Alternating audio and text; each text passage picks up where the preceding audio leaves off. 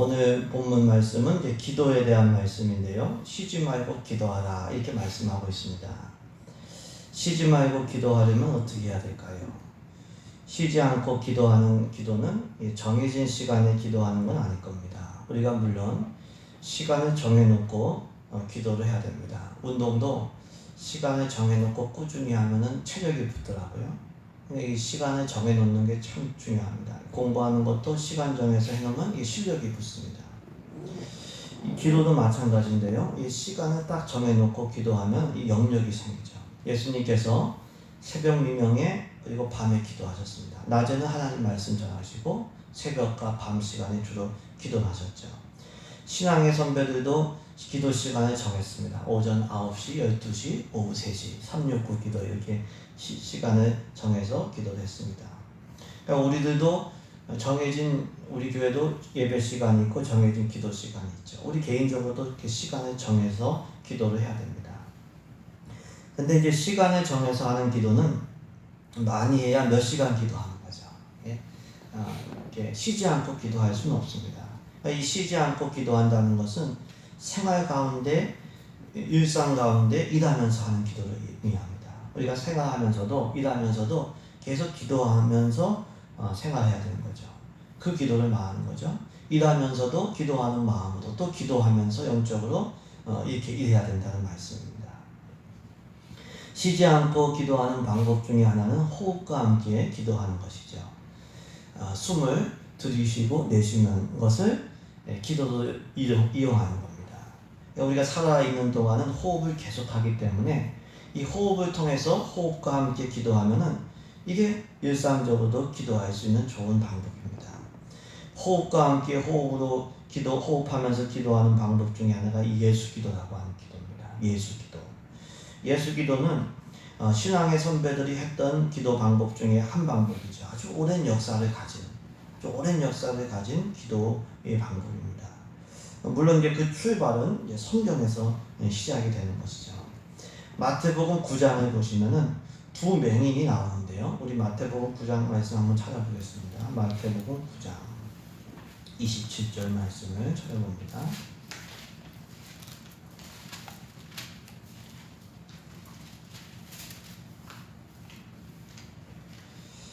마태복음 9장 27절 말씀 우리 한 목소리로 같이 읽겠습니다. 마태복음 9장 27절 말씀을 같이 읽습니다. 예수께서 거기에서 떠나가실새 두 맹인이 따라오며 소리질러 이르되 다윗의 자손이여 우리를 불쌍히 여기소서 하더니 아멘. 이 두 맹인이 눈을 뜨게 되었는데요. 어떤 기도를 드렸냐면은 다윗의 자손이여 메시아여 그리스도여 우리를 불쌍히 여겨주소서. 이 기도를 통해서 은혜를 입은 거예요. 이게 굉장히 중요한 기도예요. 예수님 저를 불쌍히 여겨주세요. 우리 한번 해볼까요? 예수님 저를 불쌍히 여겨주세요. 예수님께서 이 기도를 받으신 거예요. 누가복음 18장에도 비슷한 기도가 나옵니다. 내용이 비슷한 바리새인과 세리가 기도하러 성전에 올라갔는데 바리새인은 자기가 의로움을 기반으로 기도합니다. 제도 안 짓고 금식도 일주일에 2번 하고 11조 생활도 잘하고 이렇게 기도를 했는데요. 근데 세리는 어떻게 기도했냐면은 감히 눈을 들어 하늘을 쳐다보지 못하고 가슴을 치면서 기도합니다. 하나님 저를 불쌍히 여겨주세요. 저는 죄인입니다. 근데 나중에 예수님께서 뭐라고 하셨냐면은 바리새인보다 세리가 더 의롭다 하심을 받고 내려갔다고 했습니다. 세리의 기도가 뭡니까? 어떤 기도였습니까? 하나님 저를 불쌍히 여겨주세요. 저는 죄인입니다. 우리 한번 해볼까? 하나님 저를 불쌍히 여기소서. 저는 죄인입니다. 이 기도가 하나님 기뻐 받으시는 기도예요. 저를 불쌍히 여기소서. 저는 죄인입니다. 이 기도를 인정받는 기도인 거죠. 이 두 기도가 맹인의 기도, 이 세리의 기도가 합쳐져서 예수 기도가 생겨나게 된 겁니다. 예수 기도는 아주 초보자도 할 수 있어요. 예수 기도는 바로 할 수 있어요.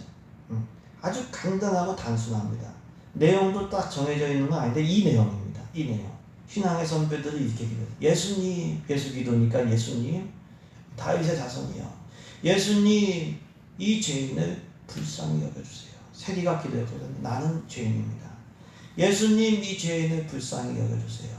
우리 한번 해볼까? 예수님, 이 죄인을 불쌍히 여겨주세요. 근데 이건 호흡과 같이 했어요. 숨을 들이쉬고 내쉬는데요. 들이쉴 때는 예수님을 영접하는 그런 마음을 가지고 예수님, 그리고 내쉬면서 저를, 이 죄인을 불쌍히 여겨주세요. 예수님, 이 죄인을 불쌍히 여겨주세요. 이렇게 하는 거예요. 조금 이제 내용이 형식은 이런 형식이고 내용이 조금 더 첨가되는 경우들도 있었습니다. 이 교회 역사를 보시면은 하나님의 아들 예수님, 예수님에 대한 고백이죠. 그리고 이 죄인을 불쌍히 여겨주세요. 이게 조금 변형돼서 이 죄인에게 자비를 베풀어 주세요. 이런 기도입니다. 마음을 담아서 이렇게 신앙의 선배들이 그렇게 기도한 거예요. 숨을 들이쉬면서 예수님, 그리고 내쉬면서 저를, 이 죄인을 불쌍히 여겨주세요. 이 죄인에게 자비를 베풀어 주세요. 이 기도가 짧고 단순하기 때문에 살아가면서 화살기도처럼 할 수가 있습니다. 일상생활을 통해서 얼마든지 할 수 있고 이것은 굉장히 유익을 얻을 수가 있는 거죠. 이 기도의 핵심은 예수님을 부르는 거예요. 예수님을 부르는 거예요. 그래서 예수 기도는 예수님의 이름을 부르는 호칭 기도입니다. 우리가 주기도문 할 때 예수님께서 기도를 가르쳐주면서 하늘에 계신 우리 아버지여 이렇게 부르라고 했거든요. 이게 모든 기도의 출발은 부르는 거예요. 아버지여, 하늘에 계신 우리 아버지여. 마찬가지로 예수 기도는 예수님의 이름을 부르는 거예요. 예수님이여, 예수님 부르는 거예요. 근데 이게 기계적으로 반복해서 부르는 게 중요한 게 아니에요. 예수님의 이름을 반복해서 많이 부르는 게 중요하면 녹음기 틀어놓죠. 네? 이 주문이 아닙니다. 부르는 횟수가 중요한 게 아니라 내 마음을 담아서, 내 마음을 담아서 예수님을 생각하면서 부르는 거예요. 내 마음을 담아서 예수님, 예수님 이렇게 마음을 담아서 부르면 예수님의 임재 가운데 들어가는 거예요. 예수, 우리가 사람도요, 기승아 그러면 지금 졸려고 하다가 졸려고 한 건 아니지만 지금 갑자기 의식이 돌아가면서 반응을 보이잖아요. 그러니까 사람도 인격적인 대상, 살아있는 대상은 이름을 부르면 반응을 보이는 거예요. 영적으로도 마찬가지예요. 우리가 예수님을 이렇게 인격적으로 사모하면서 예수님 이렇게 부르면 예수님의 임재를 더 느끼게 되고 예수님께서 더 가깝게 오시고 우리는 예수님의 임재 가운데 들어가는 거예요. 그래서 호흡도 물론 뭐 하면 좋지만 많이 부르는 것도 좋지만 그게 중요한 게 핵심은 그게 아니라 핵심은 뭐냐? 집중해서 예수님을 생각하면서 마음을 담아서 예수님을 부르는 거예요. 예수님께 순종하려는 마음으로 예수님을 사랑하는 마음으로 사모함으로 부르는 거예요. 그럼 예수님께서 어떻게 하셔요? 영적으로 임재하셔요. 예수님과 예수님의 영적인 임재가 있으면 예수님과 연합이 돼요. 원래 예수님과 연합이 되고 예수님과 동행하게 되는 거예요. 예수님과 영적으로 연합하고 동행하면은 우리 영혼과 마음의 변화가 일어납니다. 우리 영혼과 마음이 틀려져요. 빛이신 예수님께서 우리 가운데 임하시면 우리 영혼과 마음이 밝아집니다. 평안을 누리게 돼요. 우리 예배 드리면 평안을 누리게 되지 않습니까? 마찬가지예요. 능력의 근원이신 예수님의 임재 안에 들어가면 연합하게 되면 새 힘을 얻게 되는 겁니다. 쉼을 얻게 되고 그리고 평안을 누리게 되는 거죠. 이 마음의 고요함과 평안은 어떤 의미에서 기도의 1차적인 목표입니다. 1차적인 복이에요. 우리가 기도한 대로 그 내용대로 응답받는 게 중요하죠. 하지만 더 그 기도의 응답은 사실 하나님의 때가 있습니다. 하나님의 때가 있고 이게 좀 다차원적이에요. 근데 1차적인 기도의 응답은 뭐냐면 내가 기도할 때 주님의 임재, 성령의 임재 가운데 들어가는 거고 마음의 평안을 얻는 거고 내 마음의 정결함을 얻는 거고 평정심을 얻는 겁니다. 평안하고 고요해지고 정결한 마음을 얻는 거예요. 그래서 마태복음 7장에서 예수님께서 구하는 자에게 하나님께서 좋은 거 주시겠다고 말씀하셨는데 누가복음 11장에서는 구하는 자에게 성령을 주신다고 말씀하셨어요. 우리가 기도할 때 제일 받는 복이 뭐냐? 성령의 임재를 받는 거예요. 그래서 기도하는 게 중요한 거예요. 다른 사람들한테 기도 부탁하지 말고 내가 기도해야 돼. 내가 그 성령의 예수님의 임재 가운데 들어가거든요. 예수님 기도하는 사람이 예수님 하나님 살아계시느냐? 절대 그렇게 얘기 못해요. 영적으로 체험했기 때문에. 빌립보서 4장에서도 아무것도 염려하지 말고 기도하라고 하시면서 기도하면 이해할 수 없는 하나님의 평강이 우리 마음과 생각을 지켜주신다고 했어요. 우리가 살아가면서 마음에 평안이 있고 마음이 분산되지 않고 정결한 게 큰 복입니다. 얼마나 큰 복인지 몰라요. 내 마음이 보호를 받는 거, 내 마음이 갈라지지 않는 거, 이거는 기도자들이 누리는 복이에요. 예수님의 이름을 부를 때 주님 이 죄인을 긍휼히 여겨주세요. 이 죄인을 불쌍히 여겨주세요. 이 죄인에게 자비를 베풀어주세요. 기도할 때 주님의 자비가 임하고 주님의 긍휼이 임하고 주님의 임재가 임하는 거예요. 그리고 빛이신 주님의 임재가 임할 때 어둠의 영들이 떠나가게 되는 거예요. 마음의 풍랑이 잠잠해지는 거예요. 잠이 안 올 때 이 기도를 드리는 것도 아주 좋아요. 이 기도를 누워서 이 기도 드리면 주의 임재 가운데 들어가고 평안해지고 잠도 잘 오는 거예요. 그래서 우리가 복잡할 때 아주 누구나 할 수 있어요. 간단하게 할 수 있습니다. 또한 우리가 사도행전을 보시면 영적 전쟁을 할 때 예수님의 이름으로 대적합니다. 바울도 그랬어요. 예수님의 이름으로 명하노니 떠나가라고 했어요. 예수님의 이름을 부를 때 예수님께서 성령으로 임재하시고 우리가 보호를 받는, 영적으로 보호를 받고 악한 영들은 떠나가게 되는 거죠. 빛이 임하면 어둠이 떠나갈 수밖에 없는 것과 마찬가지입니다. 그래서 우리가 예수님의 임재를 사모하면서 불러야 돼요. 마음을 집중하시고 예수님을 부르는 거예요. 물론 이 예수님의 이름으로 영적 전쟁을 하는 것이 아까도 말씀드렸죠. 기계적으로 하는 게 아니죠. 내가 주님을 믿고 또 주님과의 그 관계가 있고 그것을 기반으로 하는 것이죠. 그럼 이제 악한 영들은 떠날 수밖에 없어요. 예수님의 이름의 능력으로 또 그 이름을 부르는 믿음을 통해서 떠나가게 되는 거예요. 그래서 우리가 예수님께서 전능하신 하나님이심을 기억하면서 하나님의 아들 예수님 이렇게 부르는 거예요. 이게 기도의 전반부고요. 후반부는 아까도 말씀드렸듯이 이 죄인을 불쌍히 여겨주세요. 이 죄인을 불쌍히 여겨주세요. 긍휼히 여겨주세요. 자비를 베풀어주세요. 기도할 때 많은 유익이 있어요. 이 기도를 드릴 때 내가 죄인이구나. 하나님의 은혜와 긍휼이 없이는 살 수 없는 죄인이구나. 이걸 깨닫게 돼요. 또 깨닫게 되는 거예요. 그럼 겸손해지는 거예요. 그럼 그 겸손한 심령에 하나님의 긍휼과 자비가 임하게 되는 거죠. 그래서 구원을 받습니다.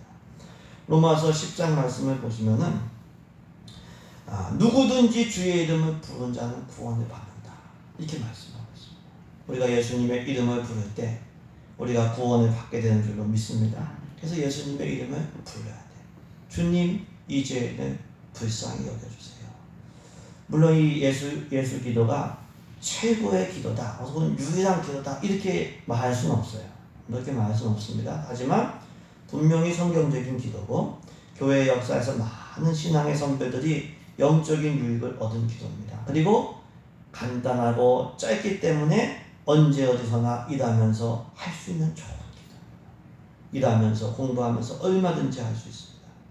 예수님을 생각하면서 자기의 죄를 애통하면서 마음을 다하여 기도할 때 유익을 얻을 수가 있습니다. 예수 기도를 하는 방법은 아까도 말씀드렸듯이 호흡과 함께 할 수가 있습니다. 들이마시면서 예수님 내쉬면서 이 죄인을 불쌍히 여겨주세요. 호흡은 우리가 운동선수들 이제 훈련하는 거 보면은 이제 운동 경기 앞에 놓고 이제 긴장하잖아요. 그러면 호흡을 시킵니다. 심호흡을 시킵니다. 호흡, 이게 하나님께서 우리 사람을, 이게 인간의 신체를 그렇게 만드셨어요. 호흡을 깊게 내쉬고 깊게 들이마시면 마음이 평화로워지고 이렇게 긴장이 누그러지는 인체 구조를 만드셨어요. 그래서 호흡도 중요합니다. 호흡과 함께 하는 거, 이거를 좀 맞추는 것도 좋고요. 그리고 이 예수 기도는 소리를 내서 할 수도 있고 다른 사람들과 함께 있을 때는 이렇게 소리 내서 할 수 없는 상황에서 마음으로, 속으로도 할 수가 있습니다. 성경에 나오는 이 기도의 영성은 크게 둘로 나눌 수가 있는데, 하나는 외침의 영성이 있고 하나는 침묵의 영성이 있습니다. 근데 두 개 다 필요해요.